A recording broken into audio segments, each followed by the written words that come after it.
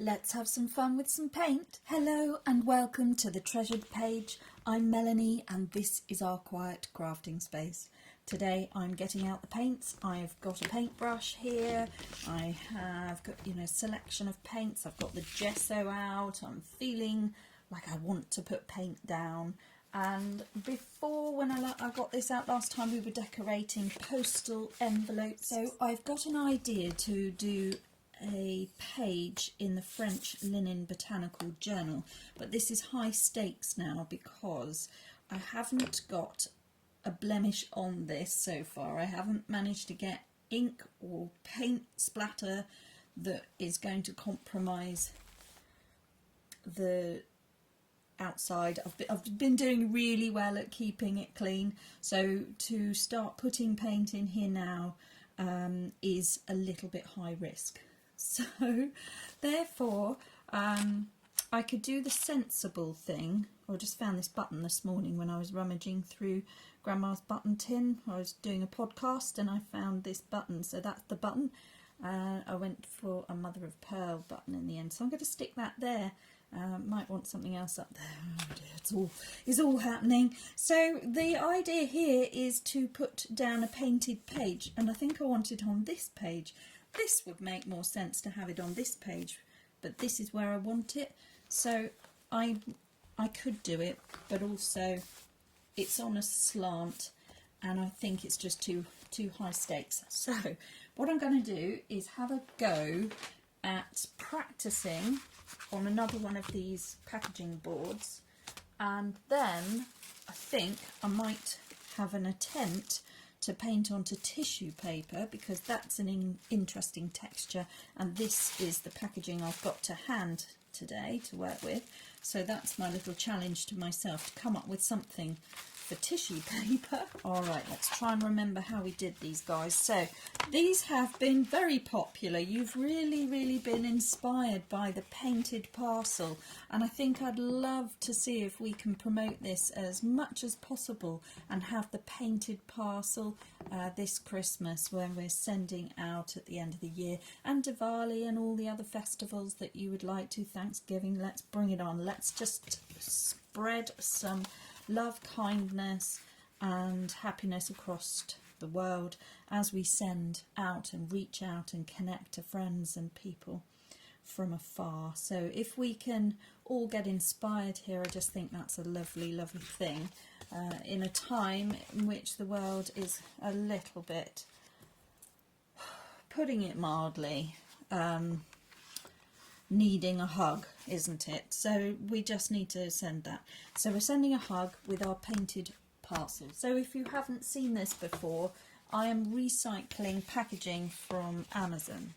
This is the sort of thing that comes through. I collect it, I've taken off the original sticker and I've cut it in half, and then I taped down the side.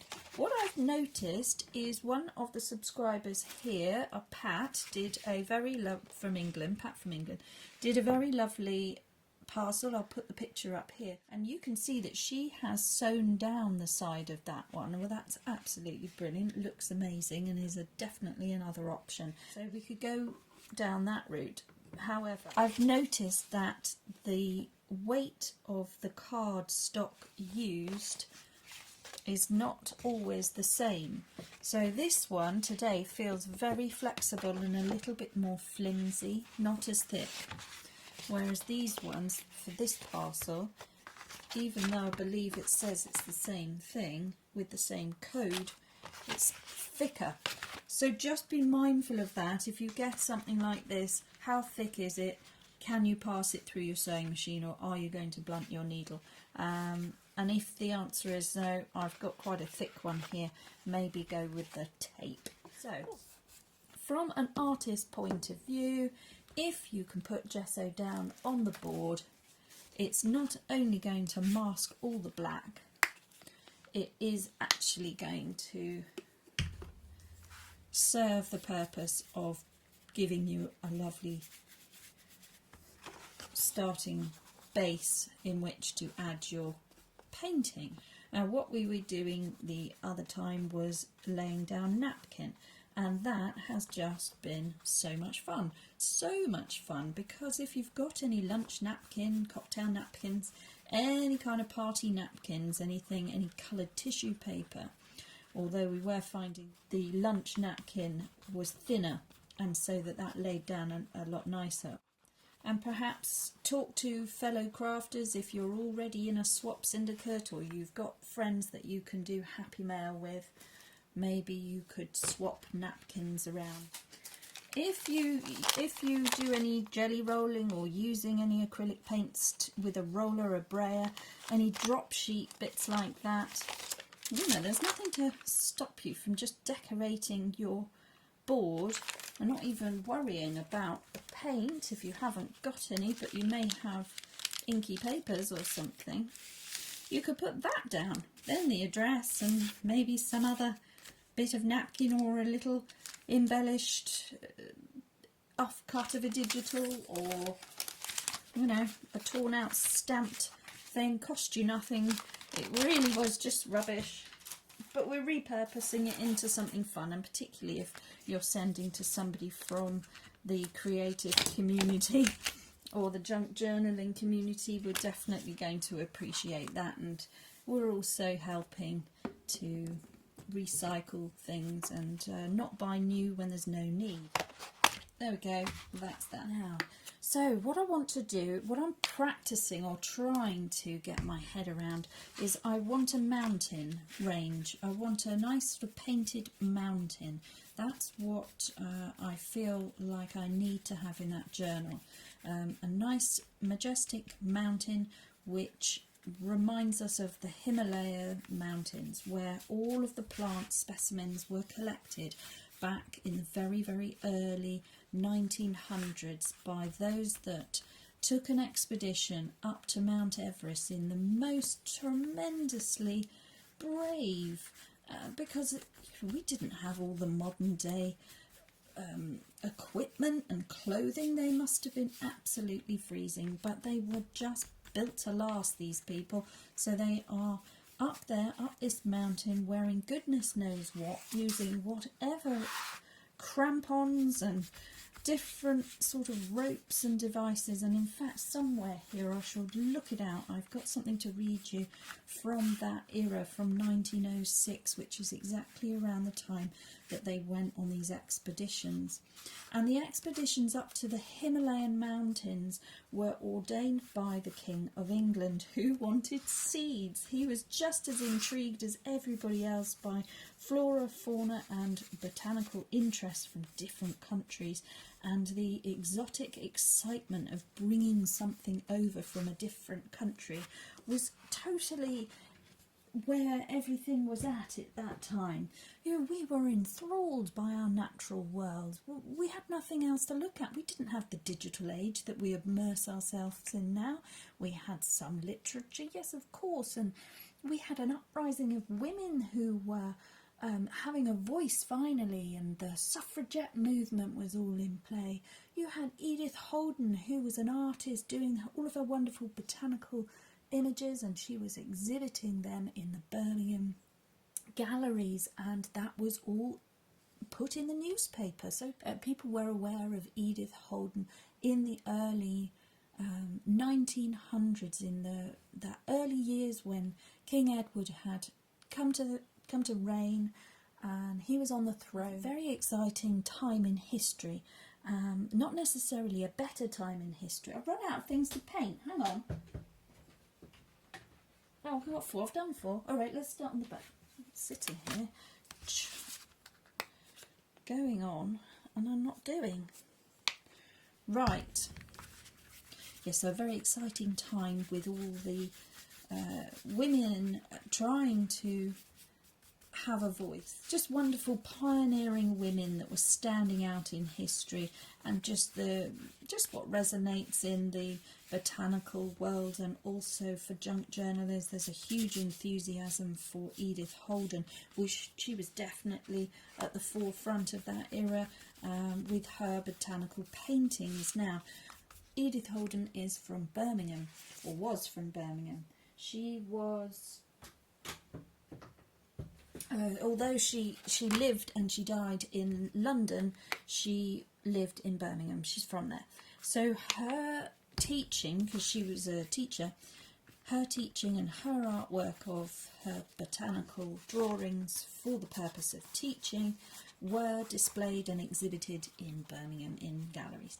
So it is highly possible that Harriet Bully and Arthur Bully, the two botanical plant collectors and pioneers of the botanical gardens on the Wirral in Cheshire, in England, at that time, would most definitely have been aware of Edith Holden, and she would have been in the newspaper, or she would have been locally known to them, because Birmingham isn't a million miles away from Cheshire, from the Wirral, because that's the very top of Wales, in that area, just outside.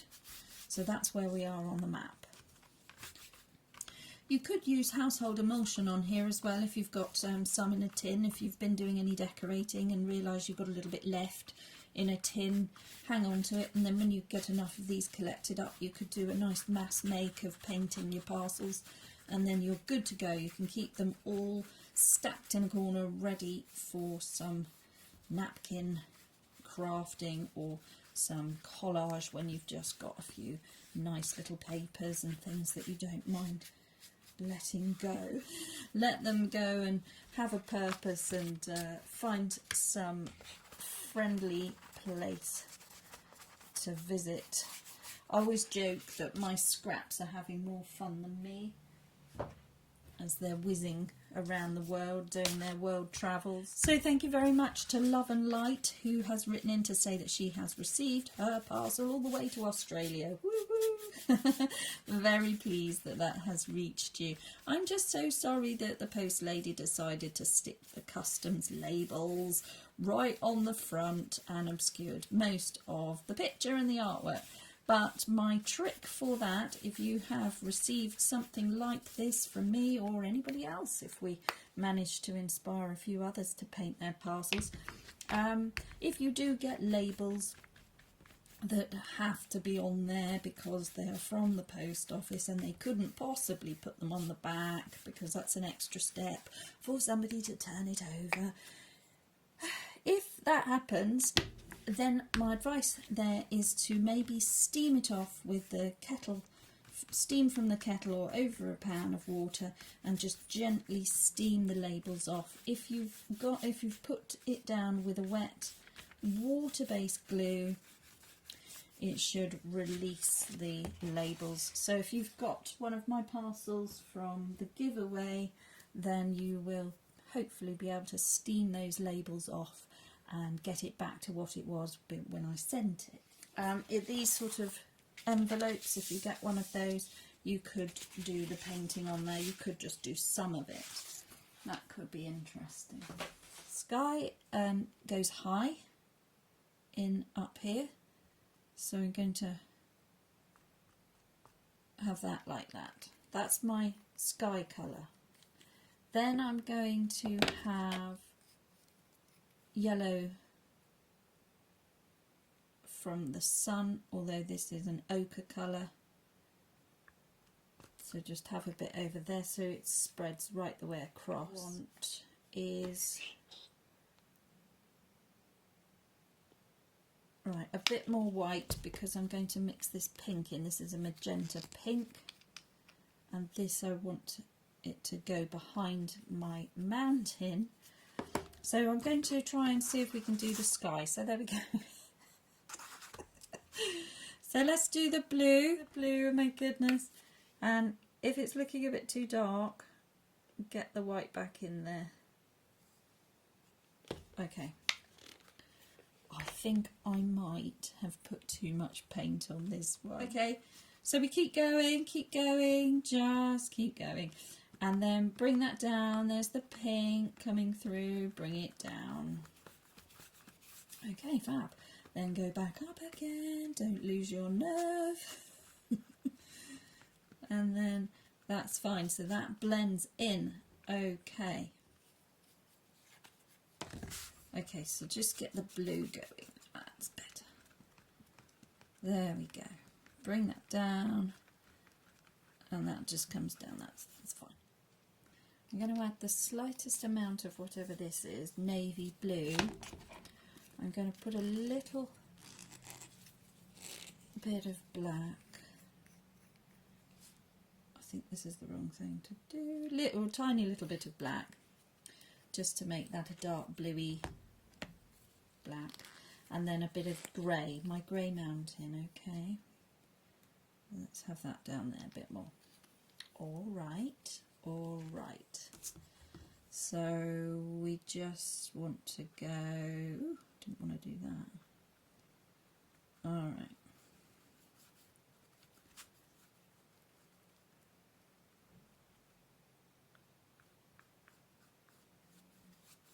I don't know what this is. Some bit of ticket sticker, some just out of the bin had a sticker on it. So I'm just going to fashion that into something useful. Just fold it in half. Right, just get yourself a spreader, something to spread with. Right, I've got some sort of return label here for a parcel, and I've just pulled the sticker off, so it's just the backing of an old sticker from a delivery. I'm going to put my mounting colours. So let's use this method. So I'm just going to do that.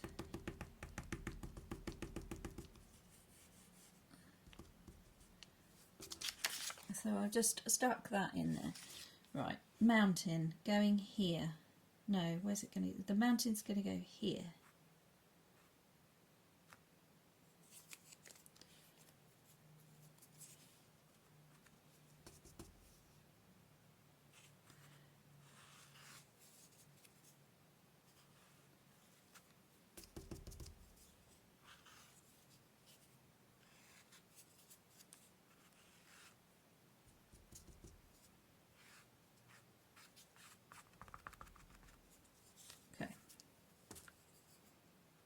Smooth it out.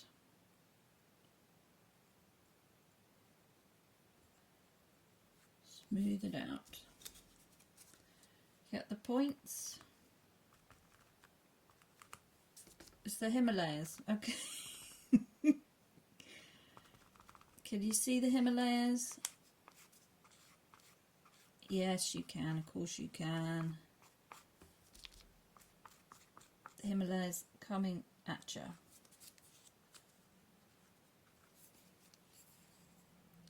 Spread it out.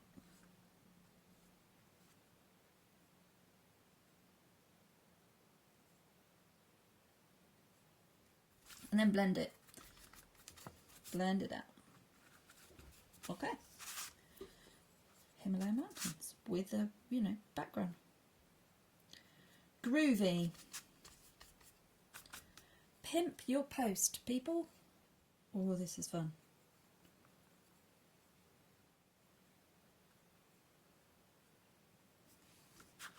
Alright, so that's pretty good. Pretty good. Alright. Clean the brush. Let's go again. I just like putting the blobs down. Right, so I've got a loaded brush with quite a lot of white on it. I'm going to sweep that over and get my sky dealt with. So brushing that over, just sweeping back and forth, sweeping back and forth, and then we're going to hit the yellow and the orange, and bringing it back up and down again, hitting the pink. Wow, sunset, back up, back down, trying to cover over here, sweeping it in, turn the brush over, bring that in all the way down.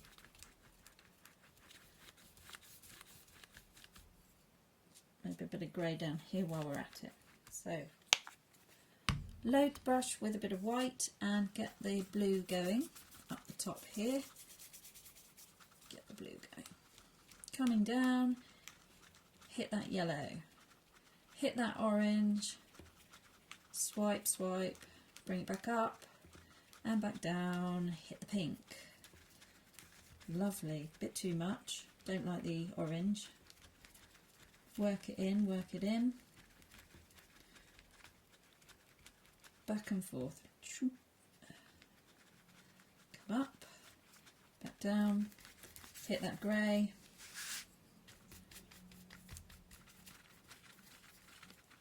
And just go with it.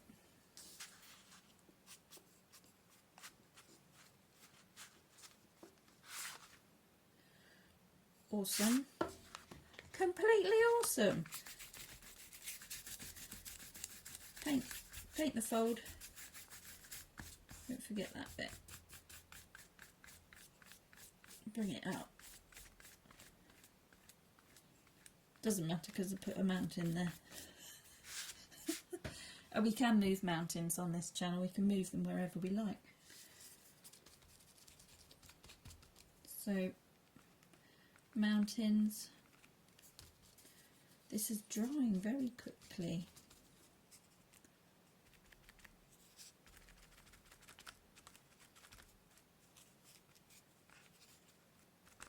Okay.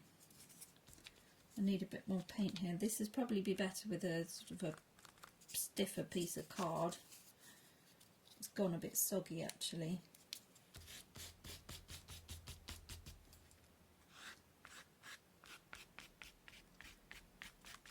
Something like that, and then we get the brush and we pull it down in the direction.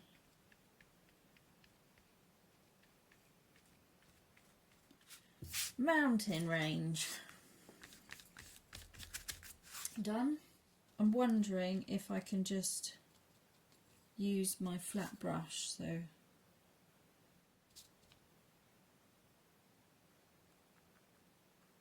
this one's quite a tall mountain up here. Okay, and then pull it down. So this one's going to go like that.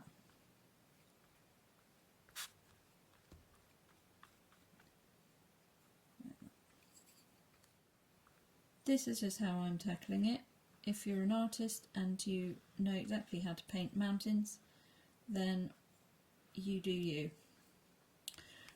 I, on the other hand, will be doing me, and this is the most amount of fun that I've had all week. I actually preferred my original method, so we're going to do that. I don't know, there's something about it, just seems to deliver a better, nicer sort of edge than the paintbrush. Arguably more fun. So there's something about it. I think it's because it delivers quite a lot of paint, which you can then pull down. Alright, it's a bit dark, isn't it?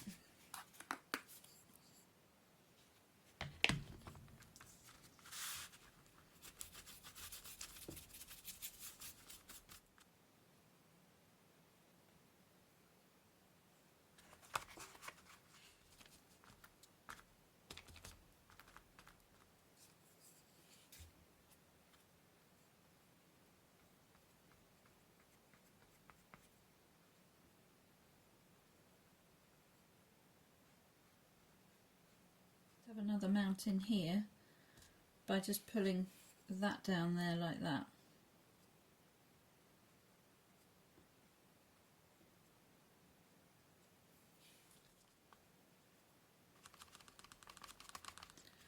Amazing! So yeah, they're all different. This one's different, a bit more dark down here. So we're just going to put the colour down up here, get the sky going. Get that sky worked in. There's not dark bit there, like still space. You can still see that space colour. We're up high, remember, altitude, high altitude. Okay, bring in that beautiful sun colour there. Wow. Wow, look, sunrise. Go up into the blue, blend it, down, back down, blend that out. Or blend it in, out, shake it all about. Come down, just bring that pink across. Find the pink, it's in there somewhere. There we go. And that's lovely. So that's going to be behind my mountain. Smoosh it all together and then mountains. So the mountain is going to go here. Here, that was a bit high.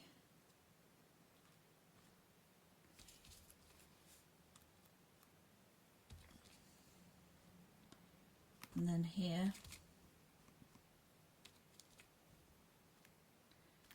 Here, here and here. A bit over there. That was a nice effect. How about that? Oosh, like that. And then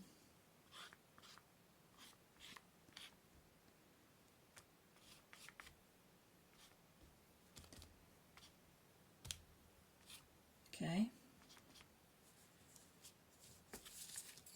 And then just bring it down.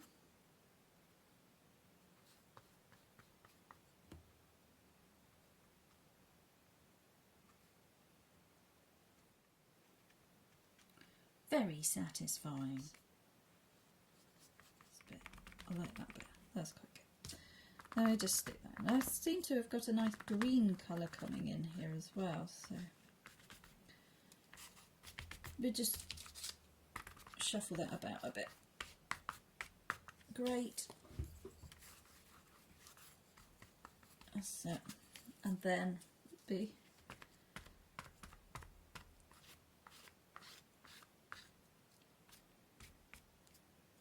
do that. A little bit of texture. Sure, we can probably see some mountains in there somewhere. And then I'm going to tackle the tissue paper. Okay, so I just found another one here, which I'm going to use as my board to rest on for this tissue paper. But do you see what I mean about these most ugly stickers that they keep putting on? It's obviously all very digital and allows the computer to know what's going on. It just doesn't inspire you. It's just boring. Boring. So yes, we just had a delivery. And look, this is what's arrived, and it has come from Australia.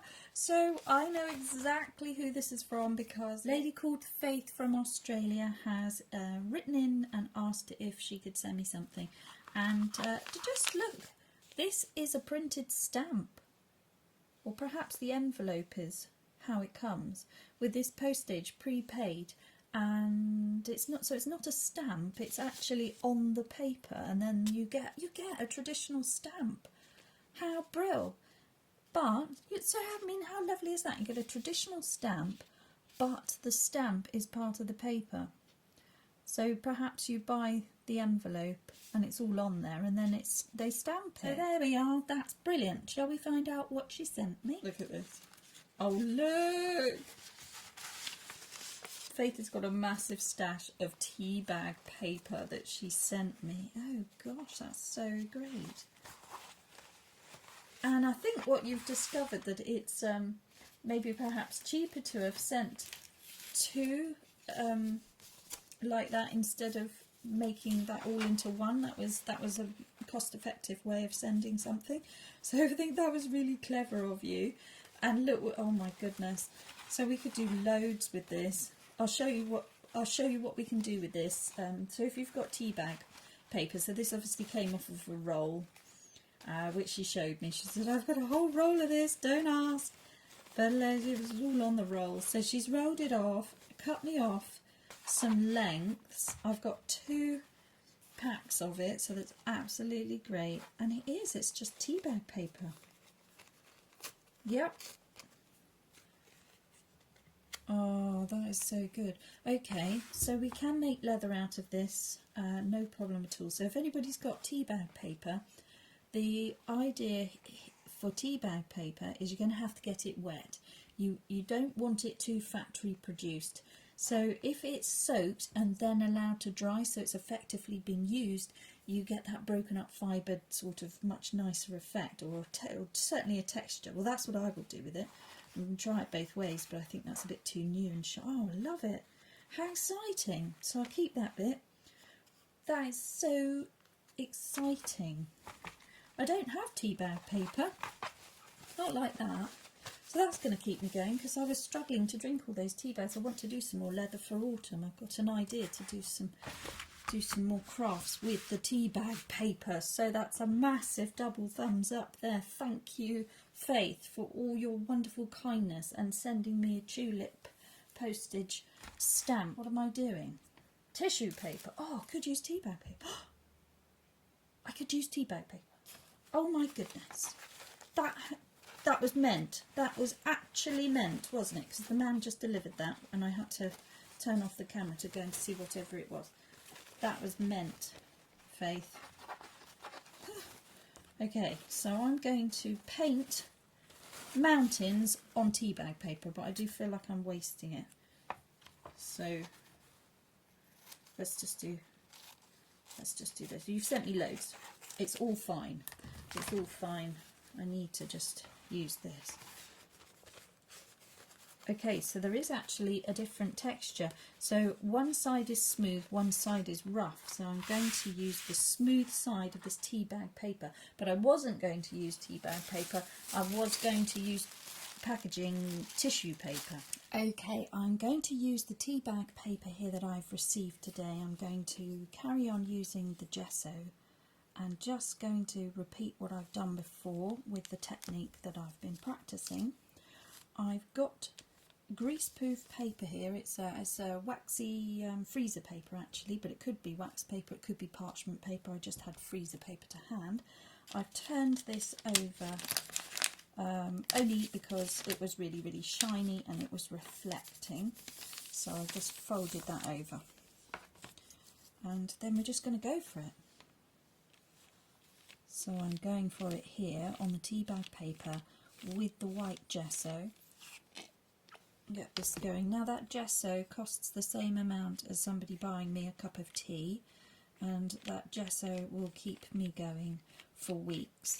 So I am very thankful to those that have supported me, because it means that I will be able to send out more lovely parcels to people.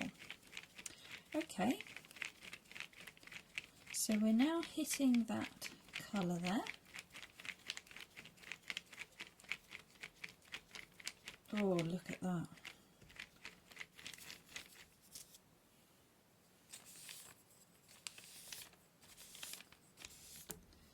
All right.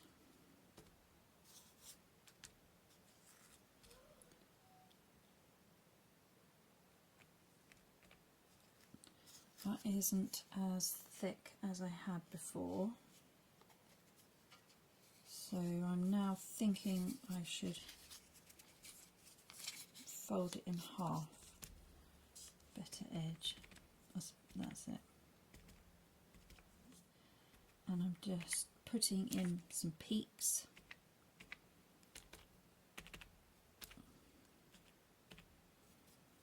And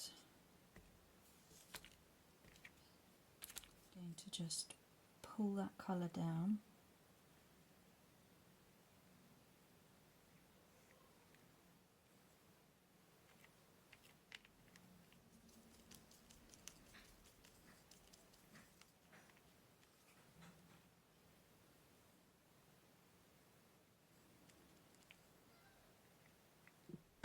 Okay guys, so this is dried off. I'm going to try and see if it's dry enough to remove it from the backing. Oh, look at that, it's seeped through and we've got, oh, I think that's an amazing effect. So I don't even know where you can buy tea bag paper from. I've never really come across it. Look at that. For a material, it's just so thin. I'm going to take that bit away.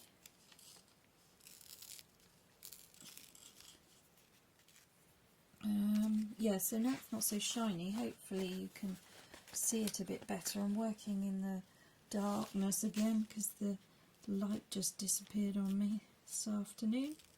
Tears nicely. Okay, so here we have it. I've put it. It's dry enough now, a little bit wet.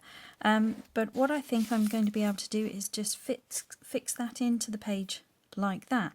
I need to cut a bit off the side, and I could have it so it's a flip up to have writing space, but some of it's got on there, so I think it's best if I just stick it down. Okay, I really got into it. It's good fun. I just sat there and played about and put the white on top of the peaks of what I'm calling my mountains. Then I found this, which comes from this really old book, and it, you know, it's pretty decrepit, and it's got pages all hanging out of it, and it's all broken. It did come from a charity shop, but it was so damaged that the lady didn't see any value in it at all, and she just said, "Oh, have it." And I just gave a donation to the charity. But what am I looking for? So I was just looking for, there we go, 1906 is when it was published. So that is amazing. This is one of the pages that's come out of it. One of the pages here, all about geography and discussing the Alps and Switzerland. And there's a lovely map there of Switzerland. The valleys and peaks of the Alps are really interesting. So it's I'm definitely going to have it in the journal because it discusses all the parts and talking about the Matterhorn and things like that, and some facts, fun facts. So I'm just going to read this about the Alpine Glacier, even though this in my head was to do with the Himalayas. So I'm just going to have a little read of this, which will tell us a little bit more about what it was like to visit the Alps in 1906. An Alpine glacier. Above the meadows appears walls of rock, and perhaps at the end of the valley a dazzling vision of snow peak with glacier. The grass ceases, gay to the last with flowers.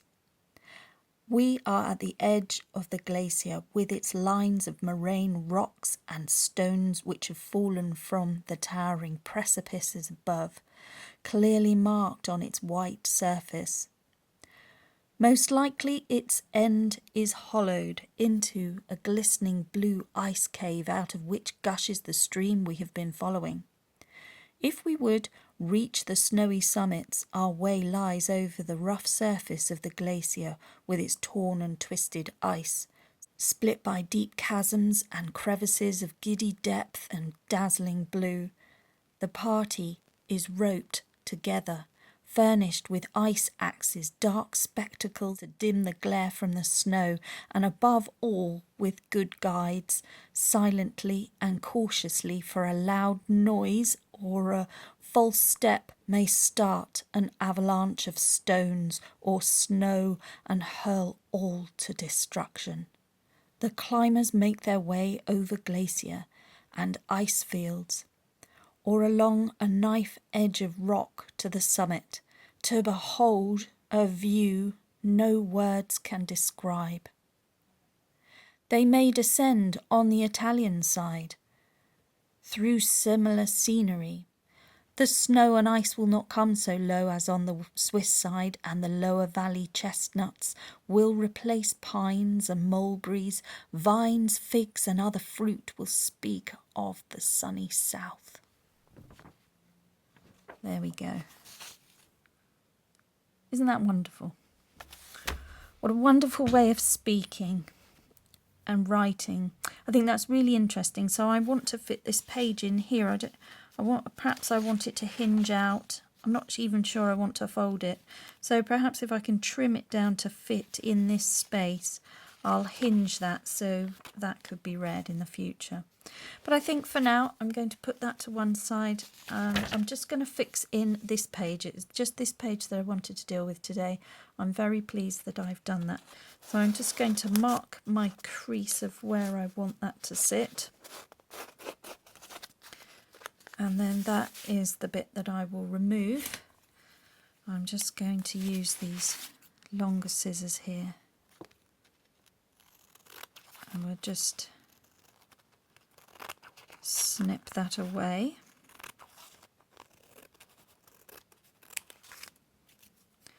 That's a bit of fun, isn't it? Just to keep that strip. And there, that's going to sit in there nicely. So I'm not doing pockets or anything with this page because it is going to be so fragile, being just the tea bag paper, but strength enough there to hold what I put on it. So I'm absolutely delighted to have received that today. I've never seen tea bag paper in sheets like that, certainly never used it, and I wouldn't have a clue where to get it. So that was a really, really lovely thing to have. Bit of fun. I think with a tissue paper that might not have worked out with the amount of paint I ended up putting onto it. So I would have had to roll on the paint onto the tissue paper just to get a base. And then I think, yeah, I would have had to have left that to dry. And then I probably would have been okay to paint that on.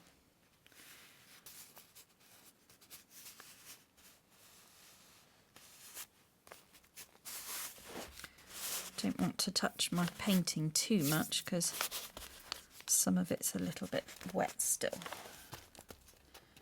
Where I've just put some snow-capped mountains on there. Okay, let's have a look. All right.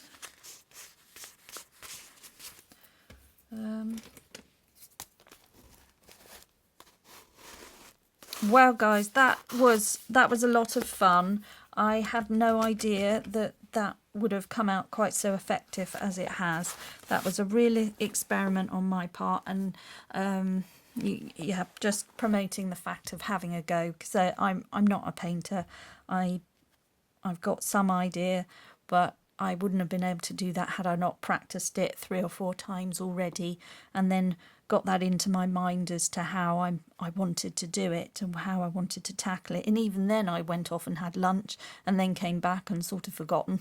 So it's just a question of sitting with the project long enough and having a go, and sort of keep going until something emerges that you're happy with. And I think I'm very happy with that. I've achieved what I set out to do, which is to have some mountains in here, and that is just allowing me to now tell the story of when they went to the Himalayas and the Alps, but when they went to Mount Everest and that first expedition, and how incredibly important it was. Huge funding had come about for them to be able to go there. Agreements and letter writing would have had to have taken place to allow them to even enter the Tibetan hills, and certainly weren't allowed on the Chinese side at that time. And then they were able to find all sorts of little alpine plants and different rhododendron samples and things that we now see today in the seed catalogues. So that was really, really fun. It's been a really fun to talk about all of that throughout the videos of this journal. And if you're not familiar with the story, if you haven't had that, you do need to head over to the playlist for the French Linen Botanical Journal, and you can hear all about the stories and the history of Arthur Bully and the great plant hunters. And here's a picture of the team that would have been having a look for all of these seeds over in China, one of which was George Forrest.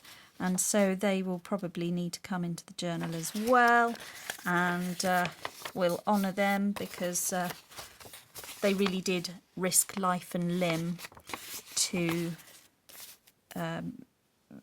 make these botanical finds that we now have as commonplace. And it was American botanists were trying to get hold of seeds. Everybody was trying to get hold of seeds, but there was only a few of them brave enough to go and investigate and then bring them back for buyers.